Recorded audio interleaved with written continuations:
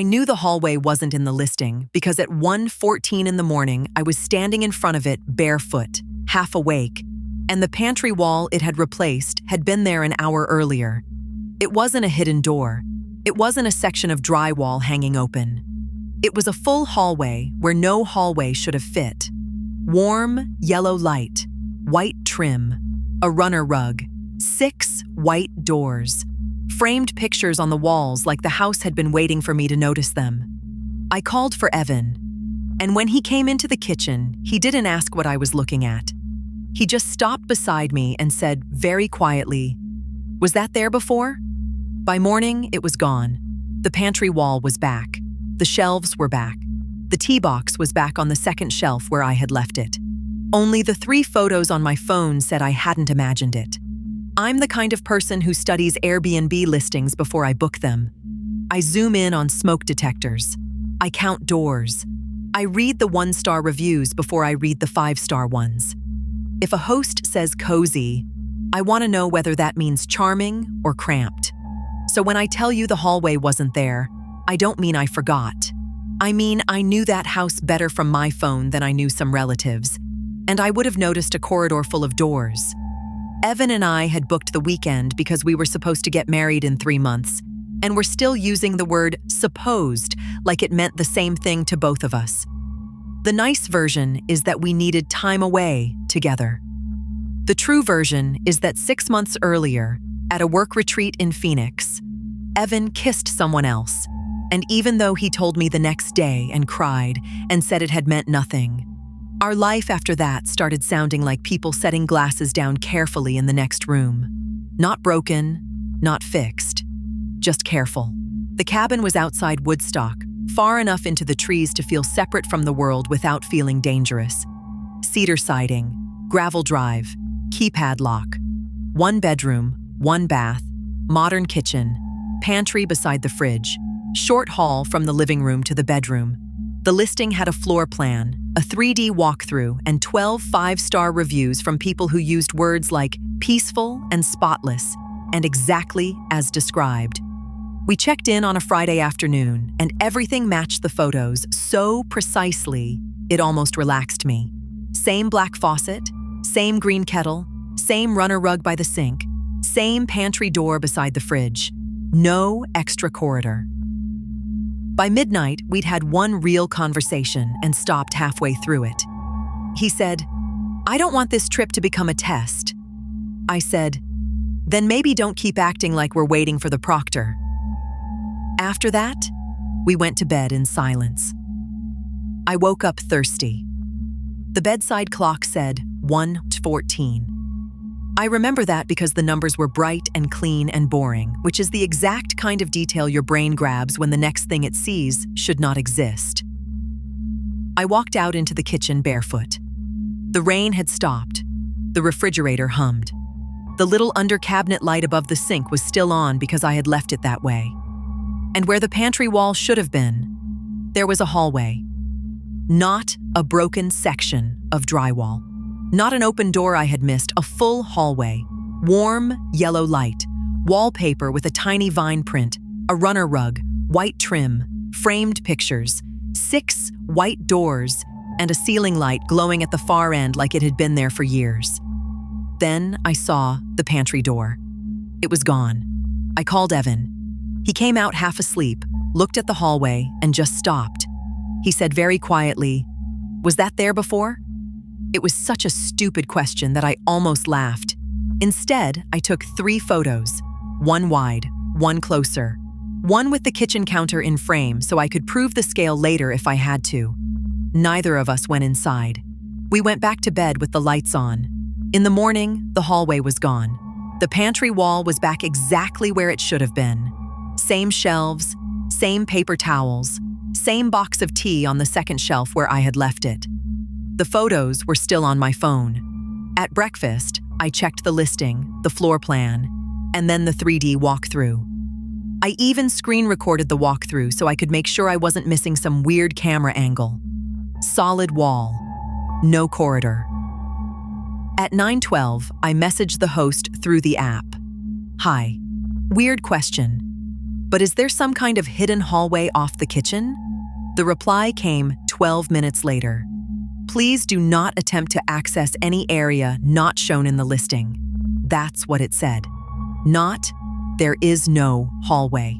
Not, you must be mistaken. Please do not attempt to access any area not shown in the listing. Evan said we should leave. He said we had proof something was wrong and normal people with proof leave. But I was already angry. I said, "You spent 6 months telling me I imagined how bad things felt. I am not driving away from this place, pretending I imagined this too." Later that afternoon, while looking for extra blankets in the kitchen drawers, I found a black notebook shoved beneath a stack of placemats. The first pages were normal. Great weekend, beautiful trees, loved the hot water pressure. Then the handwriting changed. Door 2 sounds like children at night. If the hall is there in the morning, leave before dark. We made the mistake of opening the last door. The listing changes after you do. That line got under both of us. The listing changes after you do. We packed before sunset and still didn't leave. By then, the house felt like a test. We had already failed in smaller ways long before we rented it. The hallway didn't scare me because it was impossible. It scared me because it felt familiar. Like the house had made a space out of everything in our relationship we had been pretending not to see. It came back the second night at 12:47, longer. 8 doors now, not 6. And at the far end, a 9th door painted a different white than the others. This time, we stepped into it. The framed pictures on the wall weren't landscapes anymore. They were listing photos. The kitchen from the app, except the fruit bowl held 2 apples instead of 3. The bedroom from the app, except the comforter was turned down like someone had just gotten out of bed. The living room from the app, except in the dark window above the couch, there was a reflection of Evan standing behind the camera. He wasn't in the original listing photos. Door 1 opened onto a bedroom with the same layout as ours, but an older lamp, older quilt, older paint color. On the nightstand sat a Polaroid of a couple neither of us knew. On the back, in blue pen, someone had written, Night 2. Door 2 was the same room again, but half-packed. Children's toys on the floor, a suitcase open near the bed. In the bathroom, written on the mirror in lipstick, "Do not open the last door." That was when Evan said, "These aren't rooms, they're stays." Versions of the house keeping versions of the people who had been inside it. I checked the app again. The listing had changed.